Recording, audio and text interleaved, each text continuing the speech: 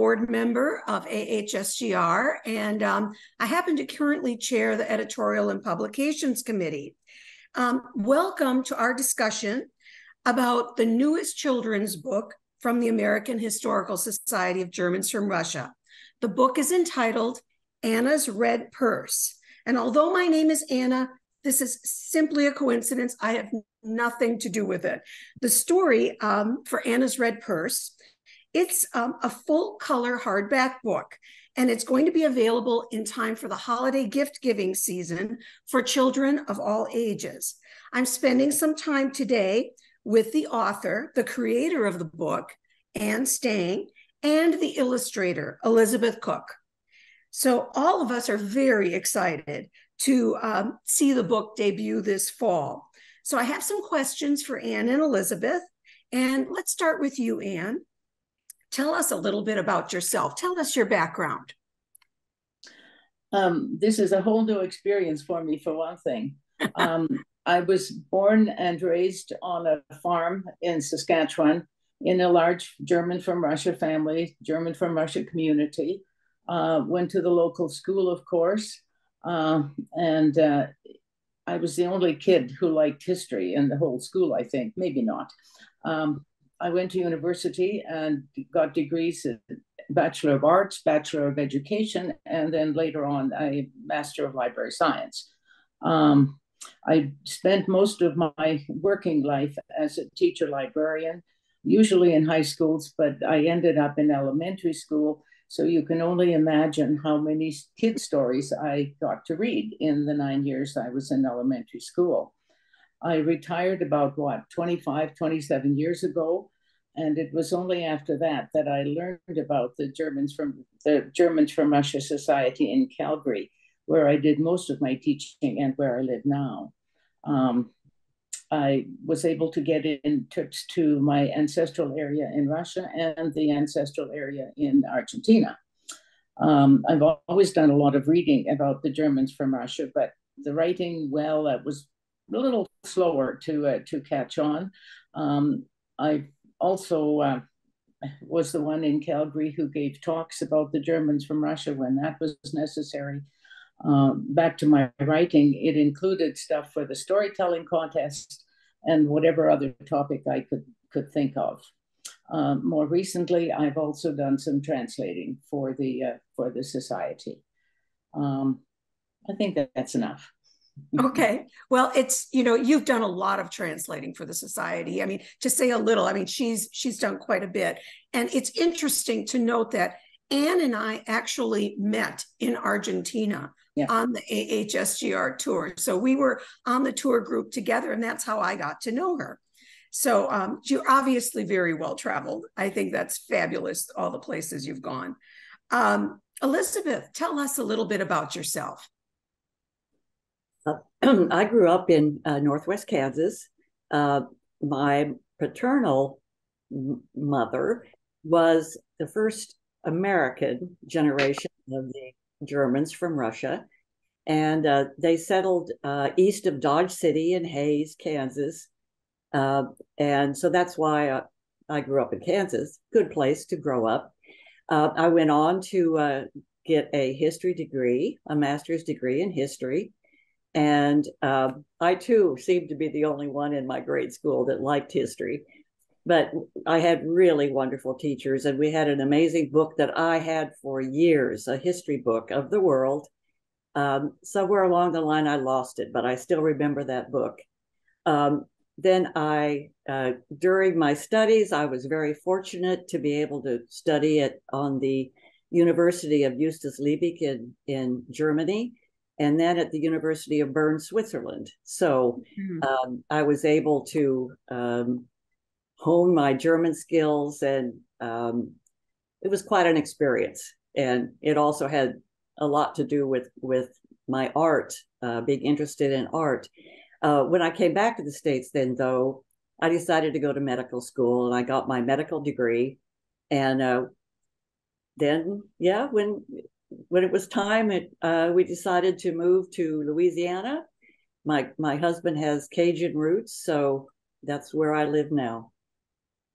Fantastic. What a phenomenal story of your education. I mean, that just blows my mind. Elizabeth also serves as co-chair of editorial and publications with me. So she's been involved in the committee for a couple of years now. So Anne, I've got a question for you. What was your motivation for writing this children's book? Well, first of all, to get the story out, and secondly, it's a German from Russia story, but should have a wider appeal, and it also fills a gap from my working days. I remember that there were many Christmas stories, but very few New Year's stories, and so I thought, well, this might fill a gap in the children's literature section. Absolutely. I think it will, definitely. Go ahead.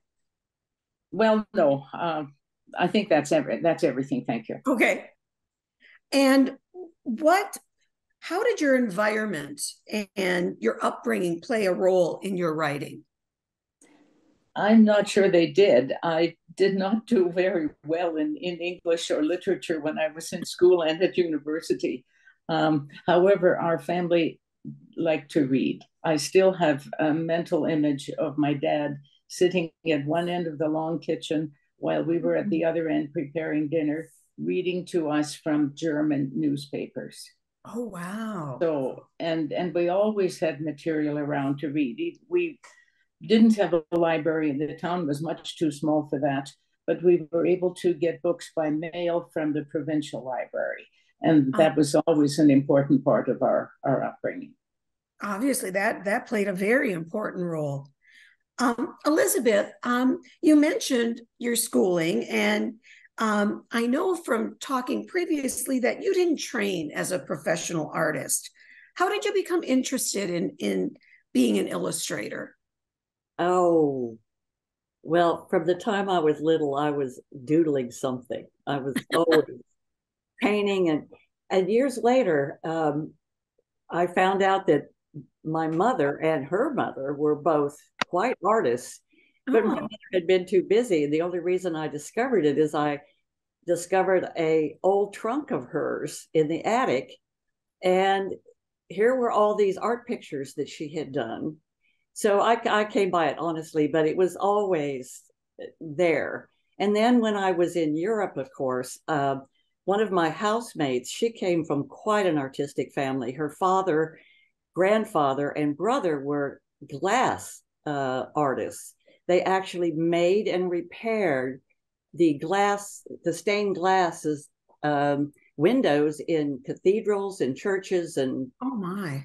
And yeah, they were quite involved. And her mother was in graphics, and she herself, my housemate, was also quite an artist. So I got drugged to all the art openings, and you could well imagine traveling, to be able to see the Night Watch by Rembrandt and to see originals of Michelangelo and Raphael. It was quite an eye-opening experience from a little girl from Kansas. I could, but so I must admit though, during my professional life, I didn't have a lot of time, but once I did have time, and during the lockdown, I got to thinking that the people in my mother's retirement home could not leave, and nobody could come in. So I thought maybe they needed greeting cards. So I started painting and drawing greeting cards for them. And so at any rate, it's always been a ribbon through my life, and it's brought me great joy. Wonderful. Wonderful. Thank you. And then what drew you to illustrate Anna's Red Purse? Well, big on your, editing and publishing committee, I was able to read Anne's story, and I thought it was just really cute. And interestingly enough, as I was reading it, I was getting images of the people she was talking about, the little girl, Anna. And I thought, well, I heard that Anne wanted to publish this book as a children's book, but lacked an illustrator. So I thought, well, I don't know if, she might be interested in what I might be able to draw for her. And so I sent you, Anna, some pictures that I had drawn and to pass them on to Anne if you thought appropriate. And so the next thing I know, I'm illustrating. Yeah. Oh, your illustrations are phenomenal. I mean, I loved Anne's story when I read it. And then, seeing it come to life is just wonderful with the illustrations. So, Anne, back to you. What is the central message in Anna's Red Purse? I should mention before I go to answer that, the Anna in the title is me, as you guessed. That was my baptismal name. I changed it to Anne somewhere it changed when I started school, I believe. Uh-huh. What's the message? To stick to your guns, to not give up, to be brave, to try things. Sometimes you can, by trying them, you can do more than you thought you could. I think that's the message. The theme is, I would have used the word theme when I was working with kids in school. Yes. Wonderful. And what message you want to impart to the readers? What do you think the readers are going to pick out of the book? Well, they'll understand a little more about the actual custom of going out around on New Year's night. The custom, unfortunately, long ago disappeared, and I hope they get an appreciation of one aspect of Germans from Russia culture. Maybe we can enjoy it, and also enjoy reading it themselves, reading it to their kids, grandkids, whatever. Well, maybe we'll have a little resurrection of the custom. I never did it myself, but my mother told me stories. No matter how cold it was, no matter what was going on, they had to walk down to her grandparents' house, and they stopped a few places along the way. And this was on Erie Avenue in Sheboygan. So it could be cold with, the wind off Lake Michigan. So it really brought back great memories to me, Anne, of hearing my mother tell these stories. And I think that's gonna happen with a lot of people. If you had to choose, what would you say is the single most important idea that you were trying to share with the book? Oh boy. I think maybe it's the whole idea of not giving up. If you want something, you have to keep working for it. Yeah.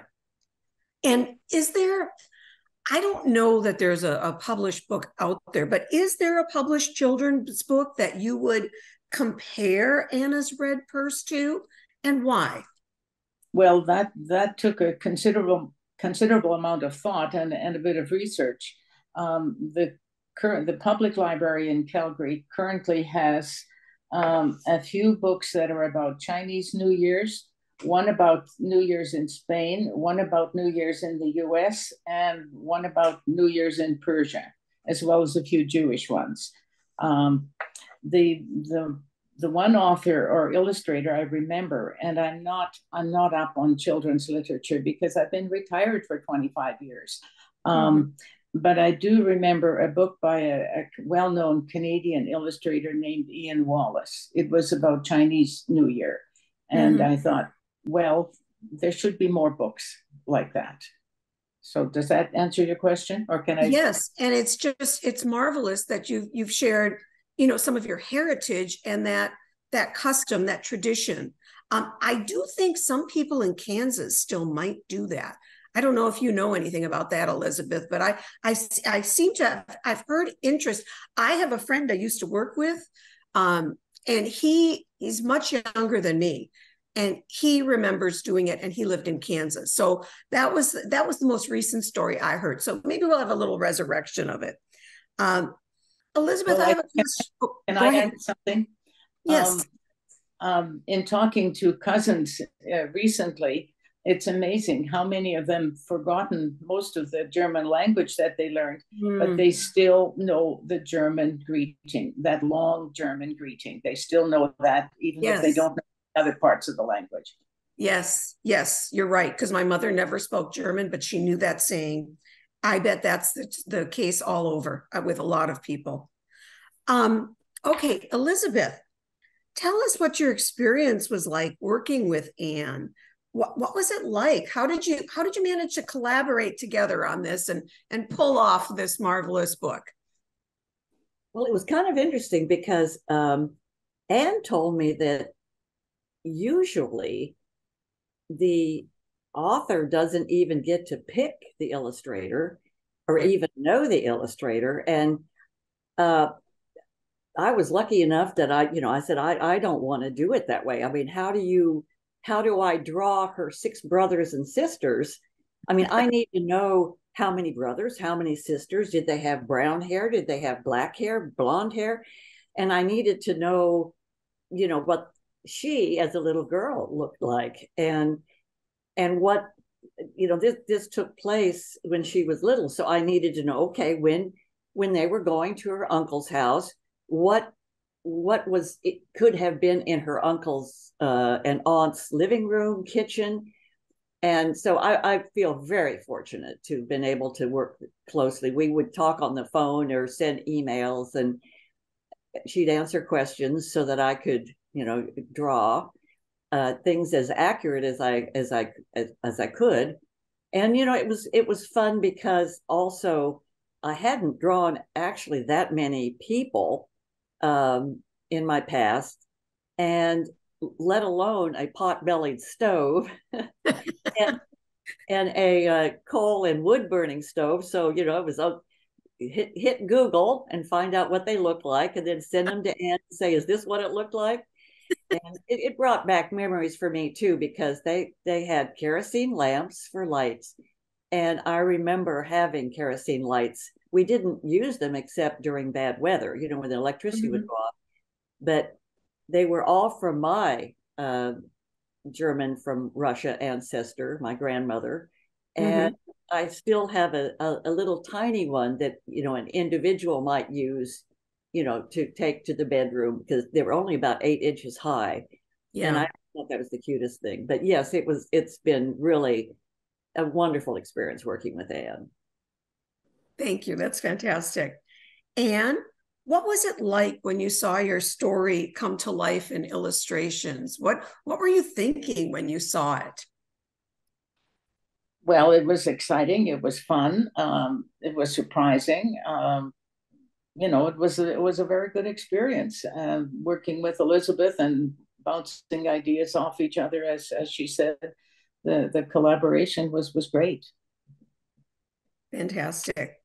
Elizabeth, how did you feel when you saw the complete? Well, actually, this kind of goes for both of you, but let's start with Elizabeth. How did you feel when you saw the completed book with your illustrations after Jacob Somerville put it together? Well, I have never seen any of my little doodles in being published before, and so yes, it pleases me. Let's put it that way. It's nice to see something I have done be connected with such a sweet story, and yes, it's I'm very happy about it. So, would this be time maybe to show the little girl? Sure, absolutely. Oh, it's a little blur. There we go. There we go. That right there. Perfect. That's Anna. That's marvelous. And Anne, how did you feel when you saw the completed book? Well, I think I would echo what Elizabeth said. It was a good feeling. Something actually happening, something I did or was involved in. No, it was a great feeling. Wonderful. All right, and here's a final question for both of you. Let's start with Anne. So, what are your hopes for the book, Anna's Red Purse? What do you hope happens going into the future? Well, that we sell 1 million copies. Million sounds great. No, I mean, I know that's not quite realistic, but no, I hope it gets into many Germans from Russia homes and many other homes as well. Because it fills a niche in children's literature, and I think it's a good story. It should be more than just the Germans from Russia. Yes, I think you're right. Elizabeth, what are your hopes for the book? Well, I think it will have a wider readership because it is a universal story, and it was interesting. The question you had for Anne about what book, what might it be like? Well, what came to my mind was The Little Engine That Could. Oh, yes, yes, yes. And I'm hoping that, number one, that children will want to find out more about their Germans from Russia heritage, ask questions about it, and say, I would like to learn more. But also, I think it's a story that can also help them see that they may be little, but they can be powerful. Wonderful.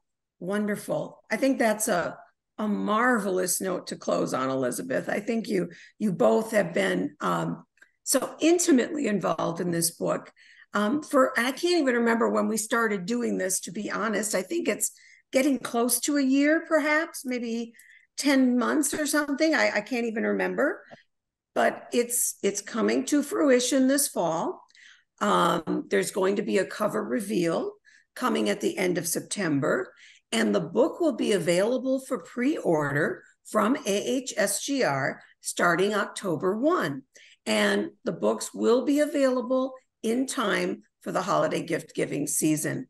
So Anne, Elizabeth, it's been my pleasure to talk with you today. I thank you very much for giving us the scoop on Anna's Red Purse. And it's been a personal delight for me to work with you two to help make this come to fruition. So thank you so much. Appreciate your time. Thank you, Anna. Welcome. You're welcome.